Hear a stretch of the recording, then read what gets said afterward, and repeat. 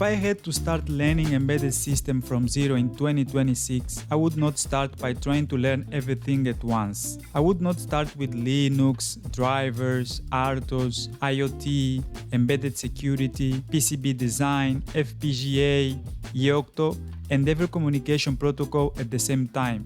And to be honest, that is exactly how many beginners get lost. Embedded system is a huge field. You can work with microcontrollers, embedded Linux devices, IoT gateways, automotive systems, industrial systems, medical devices, security, and many other areas. But in my opinion, before choosing a specific path, you need to build a strong foundation. Hi, I'm Tyson, and welcome to the channel. I'm an embedded software engineer with more than 3 years of experience. I first worked more in embedded security, and now I'm working more with IoT systems here in Madrid. On this channel, I share practical content about embedded systems, IoT, Linux, programming, tools, and career tips from my own experience working in the field. So if that sounds useful to you, consider subscribing to the channel. In this video, I'll walk you through the roadmap I would personally follow if I had to start learning embedded system from zero today. And the goal is simple: build the foundation first, then choose your path. One of the reasons I wanted to create this video is because of something that happened early in my career. Back in 2021, I had the opportunity to do an internship at a local company here in Spain as an embedded software engineer. I was assigned to work on a data acquisition project using an NXP board. The board was used to read the electrical signal, things like current and voltage, and then process that data. I remember being given the board, the datasheet, the reference manual, and basically having to start understanding how everything worked. At that time, I did not have much experience with that specific NXP board, but I had already worked a bit with STM32 boards, and that helped me a lot. Not because STM32 and the NXP are exactly the same, but because I already had some understanding of microcontrollers, peripherals, registers, datasheets, and how to approach documentation. I still had to read a lot, test things, debug, implement code, and go through the documentation step by step. But having that foundation made the transition much easier, and that is the point of this video. This roadmap is not about memorizing one specific board or one specific tool. It is about building skills that transfer from one platform to another. Because in the industry, you may work with STM32, NXP, Nordic, TI, microchip, or a custom on board. The specific platform can change, but the fundamentals are what allow you to adapt. The roadmap I would follow has 6 main pillars. The first one is the most important: core fundamentals. Then you have board selection and peripherals, then basic electronics, then memory, then professional tools. And finally, once the foundation is there, you choose your path. That path can be firmware, embedded Linux, IoT, embedded security, FPGA, or another specialized area. But the main message is this: do not start by trying to learn everything. Start by building the foundation that will make everything else easier later. The first pillar is core fundamentals. For me, this is the must-have pillar. Regardless of the area you choose later, firmware, embedded Linux, IoT, security, FPGA, or anything else, you need this foundation. The first skill here is C programming. C is still extremely important in embedded systems. A lot of production level embedded code is written in C, especially when you are working close to the hardware. You don't need to become a C language expert from day one, but you need to be comfortable with the parts of C that are used all the time in embedded development. That means functions, arrays, pointers, structures, enums, header files, source files, and data types like uint8, uint16, and uint32. You also need to understand bit manipulation. In embedded systems, you will often need to set a bit, clear a bit, tag a bit, or check if a bit is set. This becomes very important when you are working with registers. For example, if a peripheral register controls a GPIO pin, you may need to set one specific bit to configure that pin as an output. So bitwise operations are not just academic, they are practical. Then there are keywords like volatile, extern, const, and static. You don't need to understand every detail immediately, but you should know why they exist and where they are used. For example, volatile is very important when a value can change outside the normal flow of the program, like a hardware resistor or a variable changed inside an interrupt. The second part of this pillar is the CPU mental model. You don't need to master assembly at the beginning, but you should understand at a high level how a CPU works. The CPU fetches instructions from memory, decodes them, executes them, and interacts with the register, RAM, flash, and peripherals. This mental model helps you understand why embedded programming is different from normal application programming. The third part is debugging.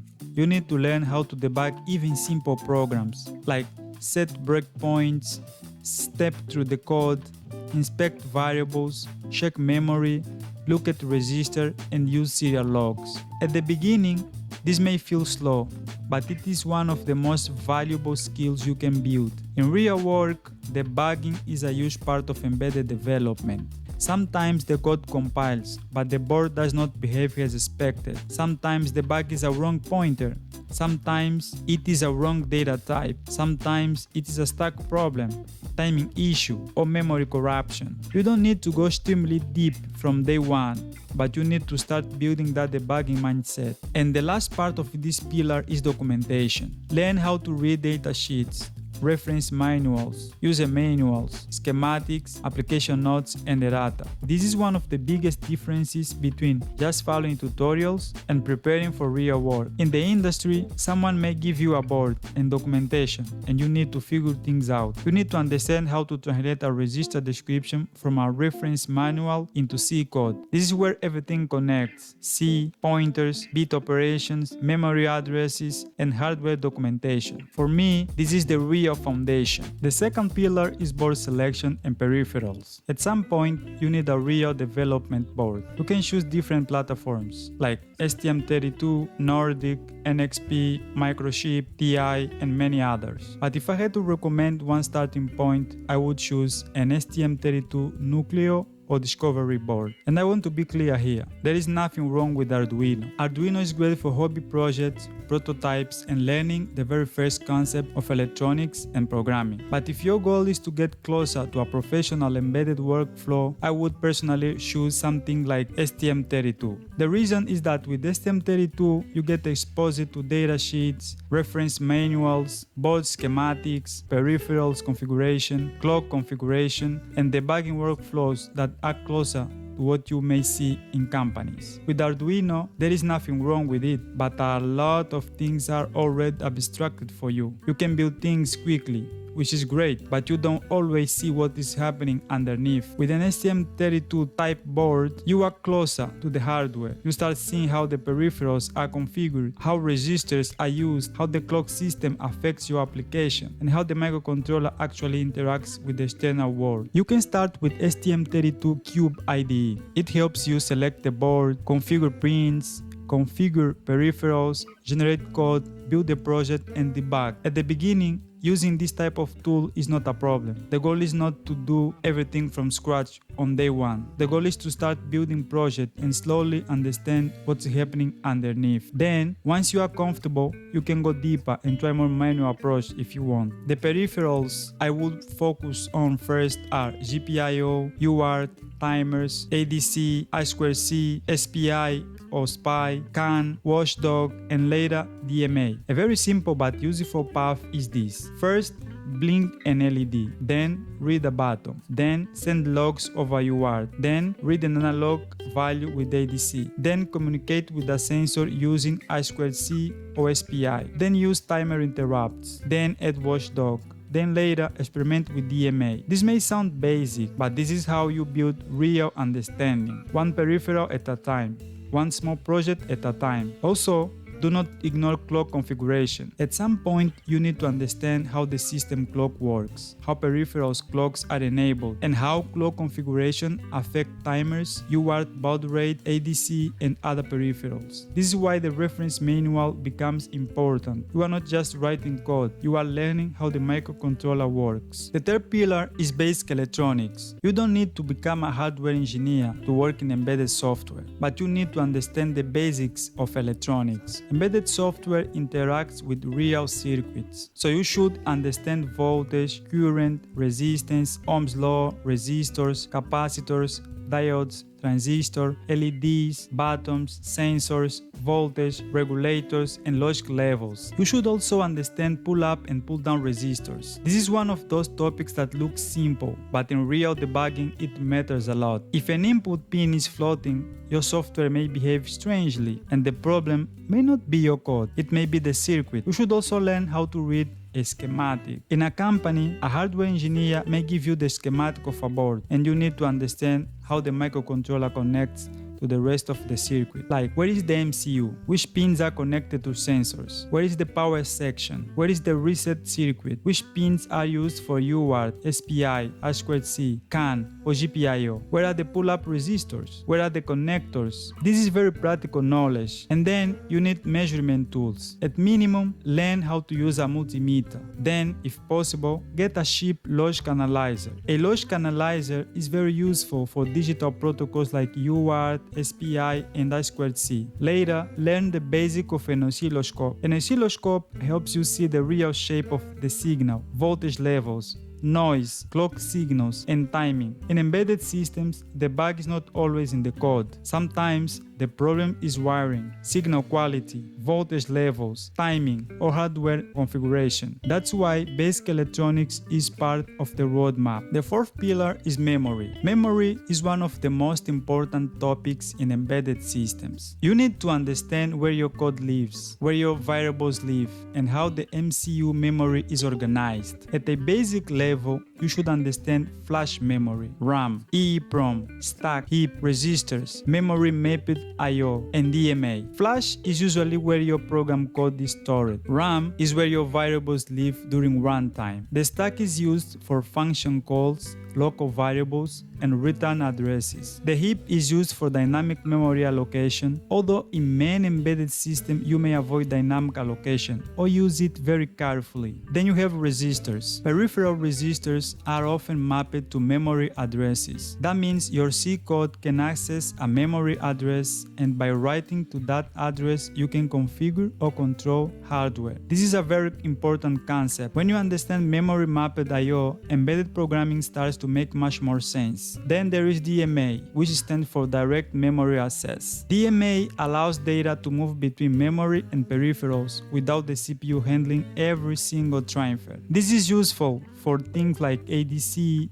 UART, SPI, and other data-heavy operations. At the beginning, you don't need to master DMA, linker scripts, or startup code deeply, but you should slowly build the mental model, like where is the code, where are global variables, where is the stack, why can stack overflow happen, why are memory limits important, why do data types matter. This pillar connects directly with C programming, debugging, and performance. The fifth pillar is professional tools. This is the part that many beginners ignore, but it makes a big difference when you want to work professionally. The first tool is Git. You should learn how to create commits, create branches, push code, pull code, merge changes, and work with a remote repository. You don't need to become a Git expert immediately, but you should be comfortable enough to manage your project and collaborate with others. Then use GitHub, GitLab, or Bitbucket to host your projects. For beginners, GitHub is a great place to document your learning. A simple project with a good README can already say a lot about you. Then learn build tools. In the beginning, you may compile a C file manually from the terminal. That's okay, but professional projects usually use build systems. So learn the basic of make, CMake, and Ninja. Understand what a make file does. Understand what a CMake list.txt file does. Understand include directories, source files, libraries, and build folders. Then learn GDB basics. Learn how to set breakpoints, inspect variables, step through code, and check memory. This tool helps you move from I followed a tutorial to I can structure,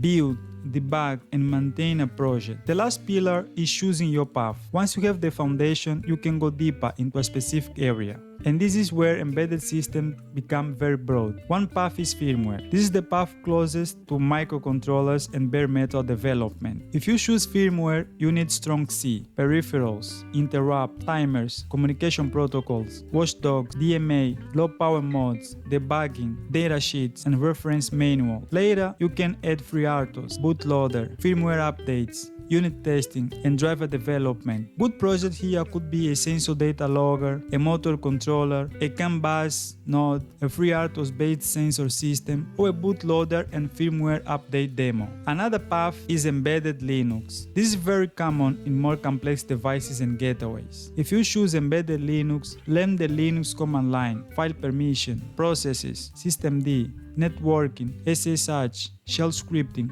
cross-compilation, C or C++ on Linux, device tree basics, kernel module, and later Yocto or build root. Good project here could be a Raspberry Pi or Big LeBron gateway, a custom Yocto image, a systemd service that reads sensor data, or a device tree overlay project. Another path is IoT. This is especially relevant for connected devices and gateways. For IoT, you should understand MQTT, HTTP, networking, JSON, telemetry, device provisioning, logging, reconnect logic, cloud basics, and TLS basics. Later, you can go deeper into Azure IoT Hub, over-the-air updates, certificate management, fleet management, and edge gateways. Good project here could be an MQTT sensor gateway, an Azure IoT telemetry project, a device provisioning demo, or a secure IoT device using certificates. Another path is embedded security. This is focused on protecting device, firmware, updates, and communication. For embedded security, you need C, memory, cryptography basics,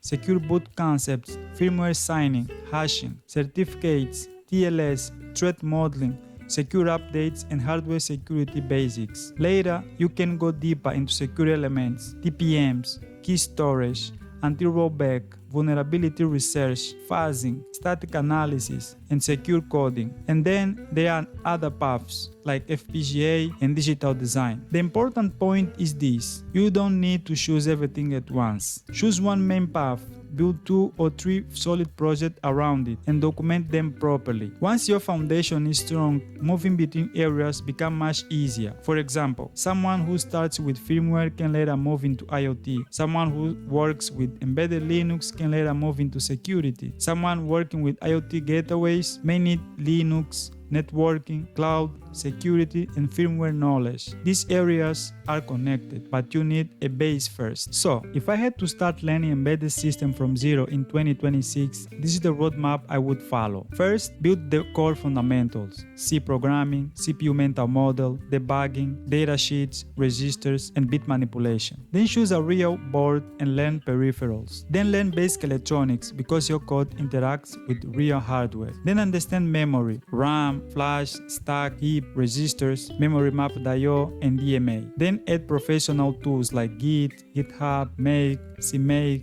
Ninja, and GDB. And finally, choose your path: firmware, embedded Linux, IoT, embedded security, FPGA, or another specialization. But remember, the goal is not to learn everything at once. The goal is to build a foundation first, then build 2 or 3 solid projects in your chosen path and document them on GitHub. That's what can help you transition more smoothly into the industry. And that is the roadmap I wish more beginners had before entering their first embedded role. If you are learning embedded system right now, let me know in the comments which stage you are in. Are you learning C? Are you starting with STM32? Are you interested in firmware, embedded Linux, IoT, or security? And if you want more practical embedded system content from the perspective of someone working in the field, subscribe to the channel. Thanks for watching, and I'll see you in the next video.